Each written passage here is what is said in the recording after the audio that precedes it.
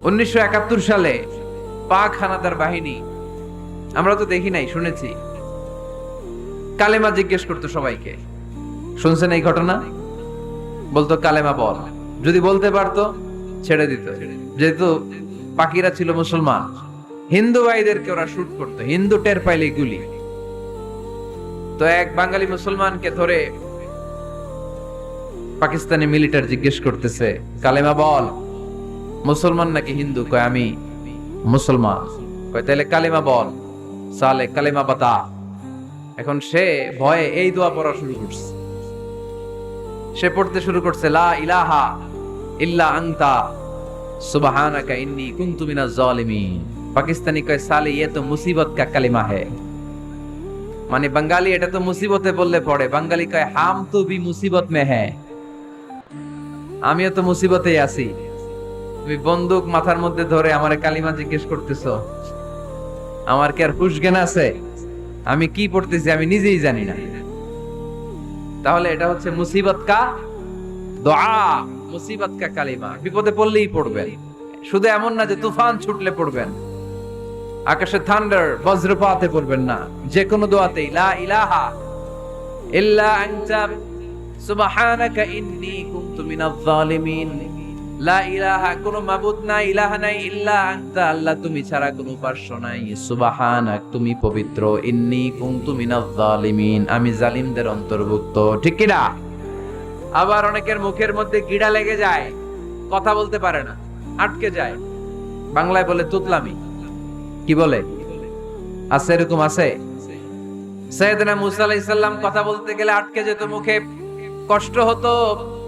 সাইয়েদনা মুসা আলাইহিস সালাম দোয়া করলেন, রাব্বি শরহ লি সাদরি ওয়া ইয়াসসির লি আমরি ওয়াহলুল উকদাতাম মিন লিসানি ইয়াফকাহু কওলি। রাব্বি শরহ লি সাদরি, আল্লাহ হৃদয়কে প্রশস্ত করে দেন। ওয়া ইয়াসসির লি আমরি, আল্লাহ আমার কাজকে, আমার দায়িত্বকে আমার জন্য সহজ করে দেন। ওয়াহলুল উকদাতাম মিন লিসানি, আমার জিহ্বায় যে কথা আটকে যায়, গিড়া লেগে যায়, এই গিটটা আপনি খুলে দেন। চিল্লায় পড়েন আমিন। আমাদের অনেক ছেলে মেয়েদের মুখে কথা আটকে যায়, আছে না নাই? এই দোয়াটা শিখাবেন। সব নবীরা এরকম দোয়া করতেন। নবীরা দোয়া করলে কবুল করতো কে? আল্লাহর হাবিব দোয়া করলে কবুল করতো কে? আল্লাহর হাবিব সাল্লাল্লাহু আলাইহি ওয়াসাল্লাম চাচাতো ভাই আব্দুল্লাহ ইবনে আব্বাসের জন্য দোয়া করলেন, আল্লাহুম্মা ফাক্কিহহু ফিদ-দীন ওয়া আল্লিমহু আত-তা'বীল। আল্লাহ আমার এই ছোট্ট চাচাতো ভাই আব্দুল্লাহ ইবনে আব্বাসকে আপনি দ্বীনের জ্ঞান দেন, আপনি কোরআনের ব্যাখ্যা শিক্ষা দেন। কবুল করে নিল কে? এই দোয়ার বরকতে উনি রাইসুল মুফাসসিরিন হয়েছেন, লিডার অফ দ্য অল মুফাসসির অফ কোরআন। কোরআনের সব মুফাসসিরদের সর্দারের নাম কি জানেন? জানেন না?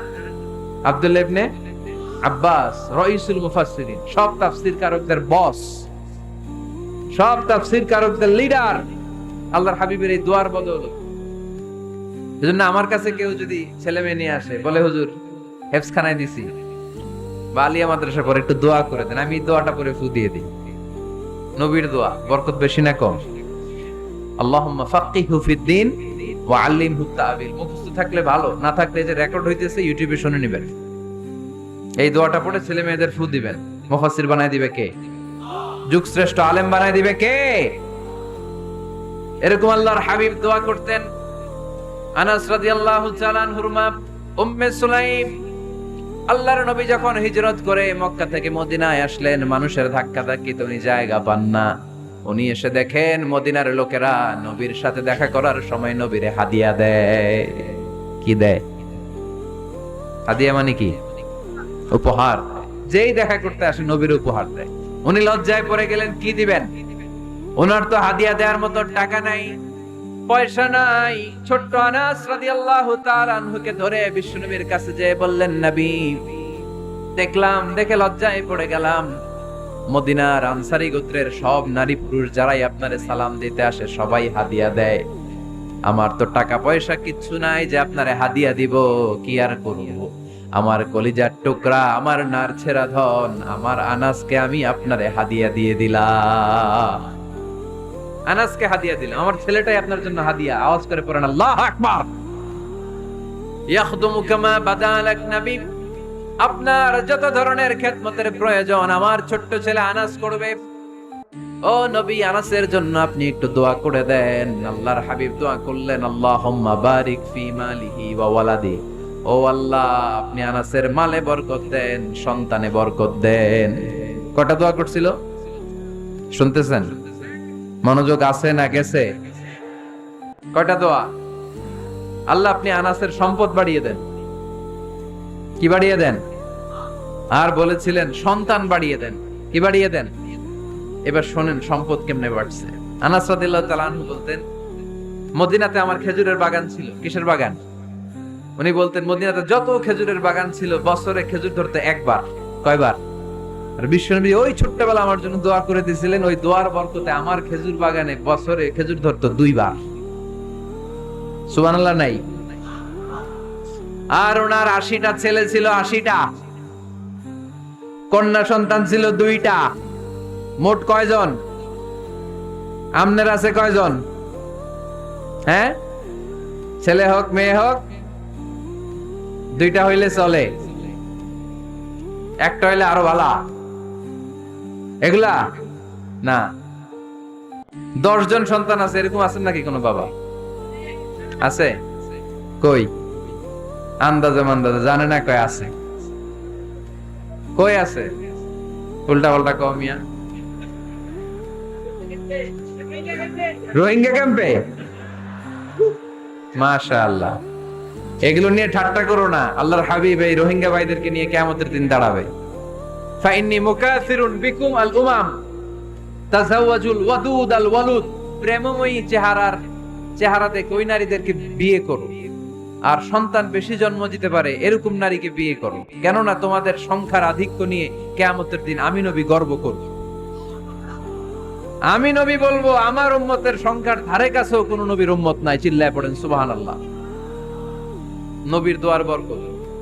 আল্লাহুম্মা বারিক ফি মালিহি ওয়া ওয়ালাদিহি। আল্লাহ মালে বরকত দেন, আনাসের সন্তানে বরকত দেন। সব খেজুর বাগানে খেজুর ধরে একবার, ওনার খেজুর বাগানে কয়বার?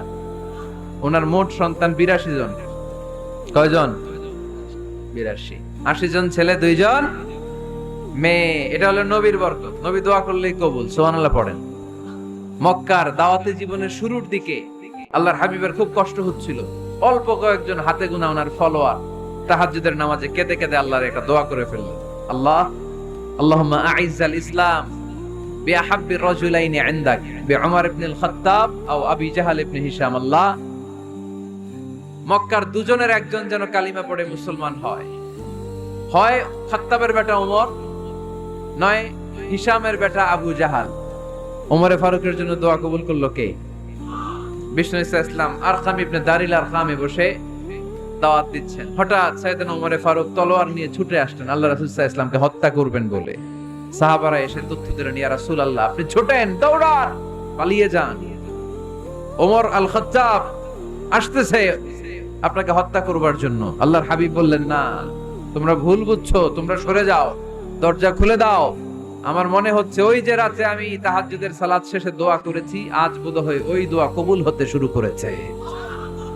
সাইয়েদনা ওমর ফারুক আসলেন, এসে তলোয়ার রেখে দিলেন, আঙ্গুল তুলে বলতে শুরু করলেন, আশহাদু আল্লা ইলাহা ইল্লাল্লাহ ওয়াহদাহু লা শারীকা লাহ ওয়া আশহাদু আন্না মুহাম্মাদান আবদুহু ওয়া রাসূলুহু। সুবহানাল্লাহ পড়েন। কালিমা পড়ে মুসলমান হয়ে গেল। আল্লাহর হাবিবকে বললেন, ইয়া রাসূলুল্লাহ আপনি যে লুকায় লুকায় ঘরে দাওয়াত দেন, কারণ কি? বাইরে চলেন। আল্লাহর হাবিব বললেন, না, এটা মাক্কি জীবন, এখানে গোপনে দাওয়াত দিতে হবে। আল্লাহ রাসূল সাল্লাল্লাহু আলাইহি ওয়াসাল্লামের কথা বলার পর ওমর ফারুক বললেন, তাহলে আলাইসাল কুরআনু কিতাবুন হক, এই যে কোরআনের কথা আপনি শোনাচ্ছেন এটা কি সত্য কিতাব নয়? এটা কি সত্য কিতাব না? আলাইসাল ইসলামু দীনুন হক, আমাদের ইসলাম কি সত্য ধর্ম নয়? আলাইসাল্লাহু রব্বুন হক, আমাদের আল্লাহ কি সত্য রব নয়? আল্লাহর হাবিব বললেন, সত্য। তো সব যদি সত্য হয়, ফাফিমাল ইখতিফা, তাহলে লুকিয়ে লুকিয়ে কেন, ঘরে বসে কেন? আমরাই যদি হকের পথে থাকি, আমরা বের হচ্ছি না কেন? আমি একটা মিছিল দিব। আল্লাহর হাবিব বললেন, যাও, আস্তে ধীরে মিছিল দাও। 12 জনকে নিয়ে উনি আল্লাহর নামের তাকবীর জুড়ে দিলেন। আল্লাহু আকবার, আল্লাহু আকবার, আল্লাহু আকবার।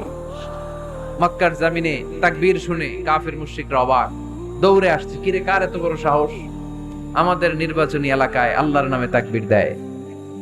এসেই দেখে মিছিলের সামনে ওমর। মিছিলের সামনে কে? ওমরে ফারুক রে দেখে আবু জাহেল দিছে এক দৌড়, উতবা দিছে আরেক দৌড়, সাইবা দিছে আরেক দৌড়। ময়দান ফাঁকা, খালি মাঠে সাইয়েদনা ওমর ফারুক সবাইকে নিয়ে তাকবীর দিতে দিতে কাবার গিলাফ ধরে মিছিল আর স্লোগান শেষ করলেন, চিল্লায় পড়েন সুবহানাল্লাহ। তার মানে নবীর দোয়ার বরকত আছে না নাই? এজন্য যেই কোনো বিপদে কোন পরিস্থিতিতে কোন দোয়া পড়বেন, আল্লাহর কিতাবের ভেতরে এই দোয়াগুলো উল্লেখ করেছে কে? আমরা এই দোয়াগুলো বেশি বেশি পড়ি। কোরআনের দোয়ার মতো কম্প্রিহেন্সিভ দোয়া হয় না। আপনি বাংলায় 1000টা বাক্য বলে যেটা বুঝাতে না পারবেন, কোরআনের আয়াত একটা বললে ওটা কভার হয়ে যায়, ঠিক কি না? একটা কম্প্রিহেন্সিভ দোয়া সবাই পড়েন, রব্বানা আতিনা ফিদ দুনিয়া হাসানা ওয়া ফিল আখিরাতি হাসানা ওয়া কিনা আযাবান নার। আল্লাহ তুমি দুনিয়ার সব কল্যাণ দাও, আখিরাতেরও সব কল্যাণ দাও, আগুনের আযাব থেকে তুমি বাঁচিয়ে দাও। খেয়াল করছেন অর্থ নাকি খালি মাথা ডুলাইতেছেন? আল্লাহ রব্বানা আতিনা ফিদ দুনিয়া হাসানা, আল্লাহ দুনিয়ার যত হাসানা আছে কল্যাণ দাও, ওয়া ফিল আখিরাতি হাসানা, আখিরাতের যত কল্যাণ আছে দাও, ওয়া কিনা আযাবান নার, আগুনের শাস্তি থেকে বাঁচিয়ে দাও। তা আপনি দুনিয়ার যা আছে ওইটাও নিলেন, আখিরাতে যা আছে ওইটাও নাকি নিবেন, তো বাকি রাখছেন কি? আপনি গাছেরটাও খাইবেন, তলারটাও কুড়াইবেন, সবই তো চাইলেন এই দোয়ায়। কোনো কিছু বাকি আছে এই দোয়ায়? ইউসুফের খিলের ভাইয়েরা, এই দোয়াতে কোনো কিছু, কোনো নেয়ামতের কথা কি বাকি আছে? তাহলে এই দোয়া যদি আপনি করেন, পৃথিবীর অন্য কোনো বাক্য দিয়ে এই দোয়ার সমপরিমাণ কোনো অর্থ বোঝানো সম্ভব? এজন্য আমরা কোরআনের দোয়াগুলো পড়বো বেশি বেশি। মনে থাকবে? আওয়াজ করে পড়তে হবে ইনশাআল্লাহ। কিভাবে করবেন দোয়া? এই যে অভিযোগ করেন হুজুর দোয়া কবুল হয় না, দোয়া কবুলের প্রসিডিউর আছে। প্রসিডিউর নাম্বার 1, ওযু অবস্থায় দোয়া করবেন। ওযু অবস্থায়, কি অবস্থায়? ফি হালাতিত তাহারা, আপনি পবিত্র, এই দোয়া আল্লাহ শুনে বেশি, সুবহানাল্লাহ পড়েন। সুযোগ হলে কিবলামুখী হয়ে দোয়া করবেন। কি মুখী? মুতাওয়াজ্জিহান ইলাল কাবা। নামাজে এটা ফরজ, দোয়াতে ফরজ না। অন্যমুখী হয়েও করলেও কবুল হয়, কিন্তু কিবলামুখী হয়ে দোয়া করলে এই দোয়া কবুল হওয়ার সম্ভাবনা বেশি না কম? দোয়ার আগে 3 বার ইস্তিগফার পড়ে নেন। পড়েন আস্তাগফিরুল্লাহ, আস্তাগফিরুল্লাহ, আস্তাগফিরুল্লাহ। যদি সুযোগ হয় দোয়াতে হাত তোলেন। কি তুলবেন? দোয়ায় হাত তোলা সুন্নাহ। আল্লাহর হাবিব বলতেন, ইযা সাআলতুমুল্লাহ ফাসআলুহু বিবুতুনি আকুফিকুম। যখন আল্লাহর কাছে চাইবে, হাতের তালু দুইটা এইভাবে উঁচু করে চাইবে। রাজি আছেন তো? সব জায়গায় না, আবার যেখানে আল্লাহর হাবিব হাত তুলেছেন ওখানে হাত তোলা সুন্নাহ। টয়লেটে ঢোকার সময় যদি দোয়া পড়া শুরু করেন, আল্লাহুম্মা ইন্নী আউযু বিকা মিনাল খুবুসি ওয়াল খাবাইস, আল্লাহ যত শয়তান ভূত পেতনি আছে পানাহ চাই।